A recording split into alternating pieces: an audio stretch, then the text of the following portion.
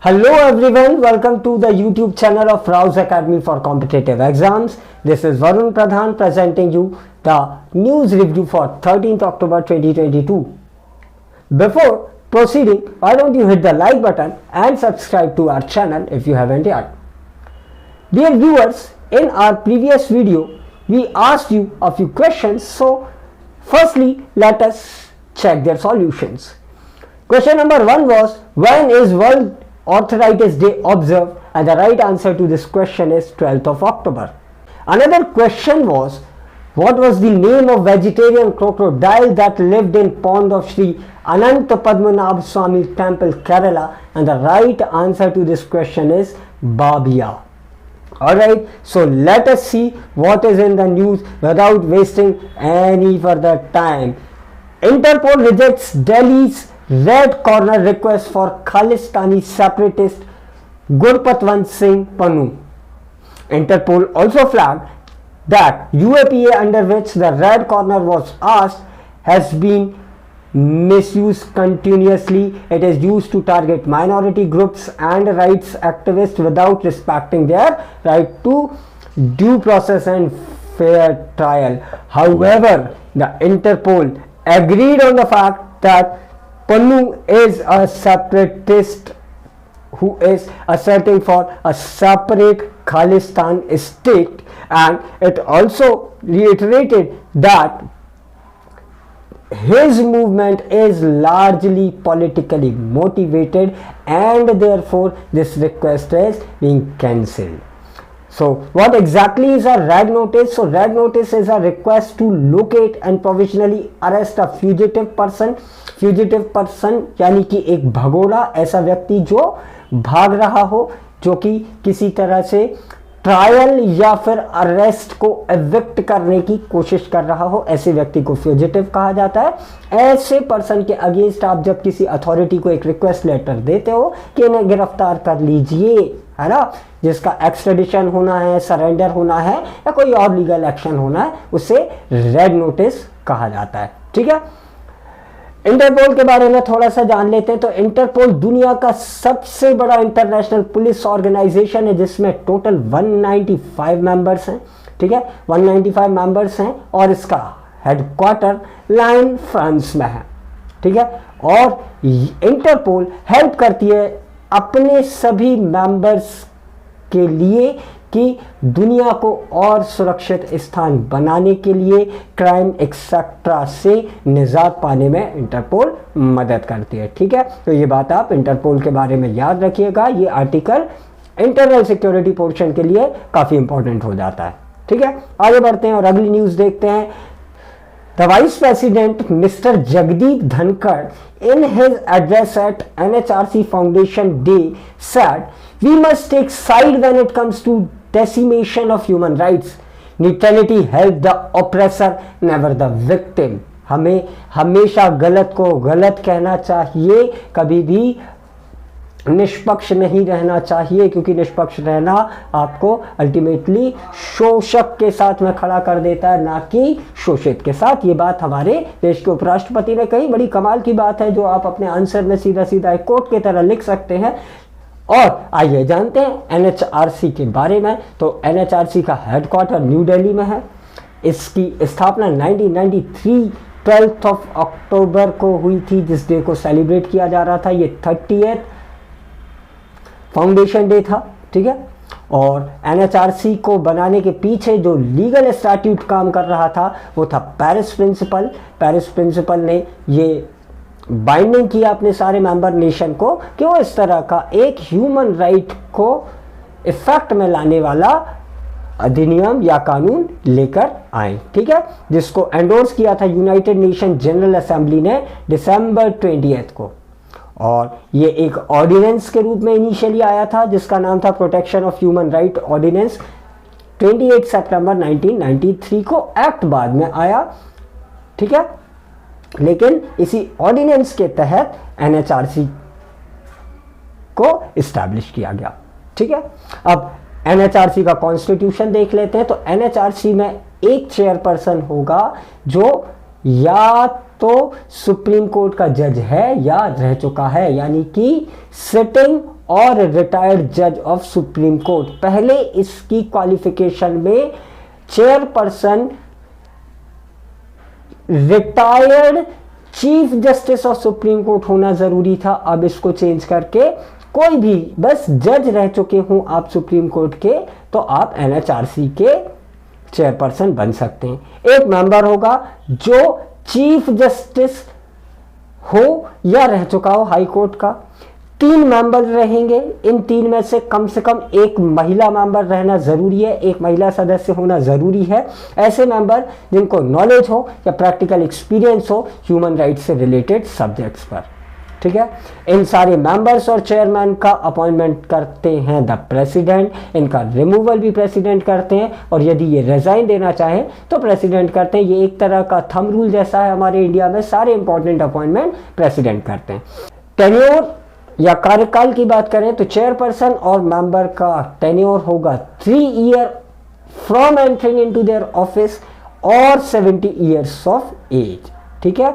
अपने पद को धारण करने की तिथि से 3 साल तक या फिर 70 वर्ष की आयु तक, जो भी पहले प्राप्त हो जाए, ये उनका कार्यकाल होगा, ठीक है।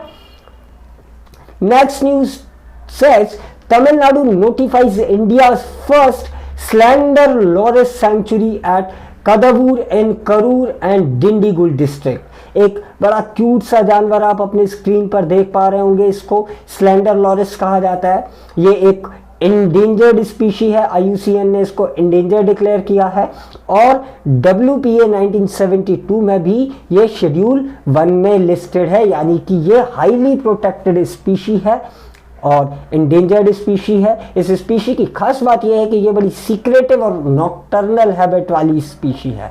नॉक्टर्नल यानी कि ये रात में जागने वाली स्पीशी है, और ये एक पेड़ से दूसरे पेड़ पर यूजुअली ट्रेवल करते रहते हैं, लेकिन कभी कभार ग्राउंड पर बुशेज में भी खाने की तलाश में आते हैं। तो इनके प्रोटेक्शन के लिए एक सेंचुरी बनाई जाएगी जो इंडिया की पहली स्लेंडर लॉरिस सेंचुरी होगी, ठीक है। आगे बढ़ते हैं और कुछ पर्सनालिटीज के बारे में बात करते हैं जो अभी न्यूज में थे। पहली पर्सनालिटी है जयप्रकाश नारायण। प्रधानमंत्री नरेंद्र मोदी ने जयप्रकाश नारायण को 11 अक्टूबर उनके जन्मदिन के दिन याद किया, उनके कॉन्ट्रीब्यूशंस को याद किया। कौन थे जेपी, आइए जानते हैं इनके बारे में। जेपी एक फ्रीडम फाइटर थे और पॉलिटिकल एक्टिविस्ट थे। 1929 में इन्होंने इंडियन नेशनल कांग्रेस ज्वाइन की। 1932 में सिविल डिसोबीडियंस मूवमेंट के पार्टिसिपेंट बने और उसी साल जेल भी गए 1 साल के लिए। 1934 में इन्होंने कांग्रेस सोशलिस्ट पार्टी की स्थापना में एक इंपॉर्टेंट भूमिका निभाई, एक क्रूशियल रोल प्ले किया, जो कि एक लेफ्ट विंग दल जैसा था विद इन कांग्रेस से। कांग्रेस की स्प्लिटर पार्टी नहीं थी, एक कांग्रेस के विद इन एक दल हुआ करता था जिसको लार्जली लेफ्ट आइडियोलॉग्स लीड करते थे, ठीक है। 1939 में इन्होंने वर्ल्ड वॉर 2 में इंडिया के पार्टिसिपेशन का कड़ा विरोध किया और अगेन जिसकी वजह से इनको जेल में जाना पड़ा, ठीक है। जेपी के बारे में एक और महत्वपूर्ण बात ये भी आप याद रखिएगा कि JP was highly influenced by the ideals of Mahatma Gandhi. इनको एक गांधीवादी नेता के रूप में याद किया जाता है। 1952 में इन्होंने प्रजा सोशलिस्ट पार्टी की स्थापना की, ठीक है। 1954 में ये विनोबा भावे के भूदान आंदोलन से जुड़ गए, जिसमें लोगों को जमीन वगैरह दान की जाती थी। 1959 में उन्होंने एक आइडिया फ्लोट किया जिसको कहा जाता है चौखंबा राज। ये बहुत इंपॉर्टेंट है आपके लिए, इसको अच्छे से याद रखिएगा। ये पूछा जा सकता है कि जेपी का चौखंबा राज क्या है, ठीक है। तो जेपी ने कहा कि इंडियन पॉलिटी को रीस्ट्रक्चर करने की जरूरत है, रिकंस्ट्रक्ट करने की जरूरत है, पुनर्गठन की जरूरत है। हमें 4 स्तंभ पर इंडियन पॉलिटी को, भारतीय राजतंत्र को 4 हिस्सों में डिवाइड करना चाहिए, विलेज, डिस्ट्रिक्ट, स्टेट और यूनियन। इन 4 हिस्सों में डिवाइड किया जाना चाहिए। MPPSC एग्जाम के लिए यदि आप अपियर हो रहे हैं तो इंडियन पॉलिटिकल थिंकर्स एक इंपॉर्टेंट टॉपिक आपका होता है, जिसमें जेपी भी एक थिंकर्स में से हैं। ठीक है, तो ये क्वेश्चन एक बड़ा पोटेंशियल क्वेश्चन बन सकता है। नेक्स्ट इज द संपूर्ण क्रांति लेड बाय जेपी। ठीक है, जयप्रकाश नारायण को लोकनायक भी कहा जाता है, ये बात आप याद रखिएगा। कभी कभी इस तरह के क्वेश्चंस भी स्टेट पीसीएस पूछ लेती है, फला व्यक्ति को किस नाम से याद किया जाता था, तो इनको लोकनायक कहा जाता था। क्यों लोकनायक कहा जाता था? क्योंकि इंदिरा गांधी की पॉलिसी के अगेंस्ट जेपी ने लॉन्च किया था संपूर्ण क्रांति रेवोल्यूशन।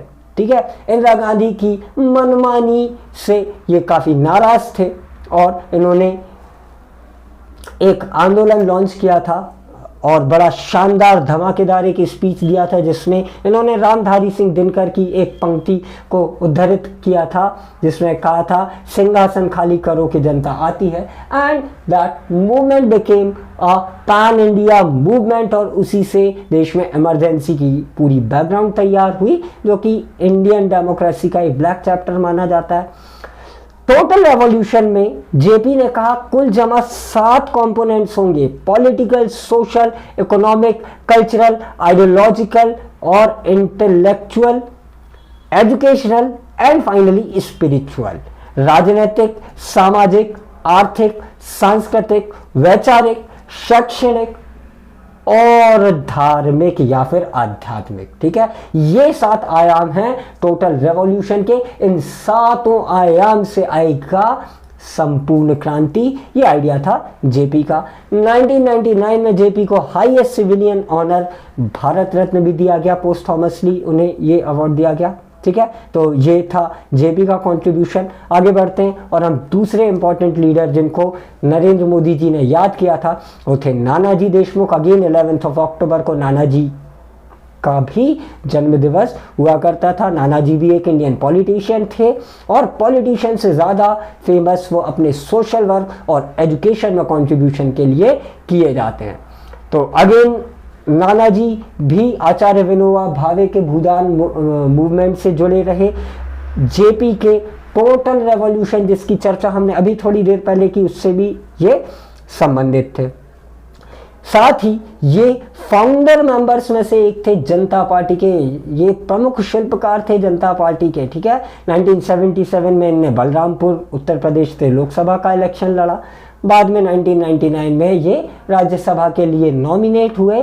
उसके बाद एक बड़ी अजीब या अद्भुत चीज़ नानाजी देशमुख ने की, वो ये थी कि उन्होंने पॉलिटिक्स से रिटायरमेंट ले लिया। जबकि ये कहा जाता है कि पॉलिटिशियन जैसे जैसे बूढ़े होते हैं वो और अनुभवी हो जाते हैं, पर इन्होंने कहा नहीं, अब मैं अपनी बाकी की जिंदगी जो है वो समाज सेवा में करके बिताऊंगा। और इन्होंने एस्टेब्लिश किया चित्रकूट ग्रामोदय विश्वविद्यालय, जो कि इंडिया की पहली रूरल यूनिवर्सिटी थी। ठीक है, चित्रकूट में ये सिचुएटेड है। उसके चांसलर बनकर ये ताजिंदगी काम करते रहे।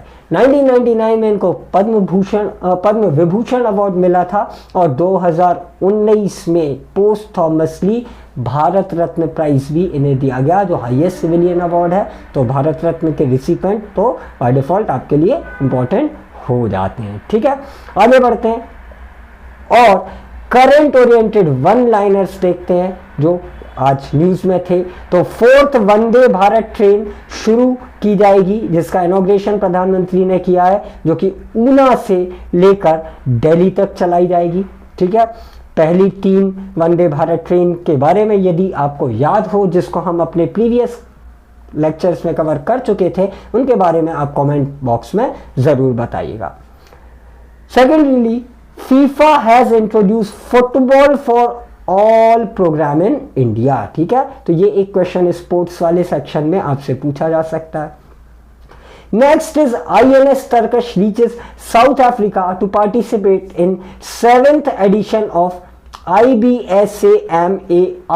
IBSAMAR क्या है? ये एक जॉइंट मैरीटाइम एक्सरसाइज है जिसमें 3 देश पार्टिसिपेट करेंगे, इंडिया, ब्राजील और साउथ अफ्रीका। तो इन तीनों फैक्ट से क्वेश्चन बन सकता है कि इस बार इंडिया का कौन सा वेसल इसमें पार्टिसिपेट करने वाला है, कौन कौन लोग हैं जो IBSAMAR में पार्टिसिपेट करेंगे और कहाँ हो रहा है, तो इस साल साउथ अफ्रीका में हो रहा है। ठीक है, next is Worldline and national payment company of India NPCL international collaborated to empower mobile payments for Indian tourist in Europe. ठीक है, वर्ल्ड लाइन के साथ कोलैबोरेट किया NPCL इंटरनेशनल ने ताकि इंडियन टूरिस्ट यूरोप में भी UPI की सुविधा को अवेल कर सके। ठीक है, तो अब वर्ल्ड लाइन दुनिया का ऐसा पहला एक्वायरर होगा EU का जो UPI को अलाउ करेगा, साथ ही रुपे को भी जो एक्सेप्ट करेगा। ये दोनों प्रोडक्ट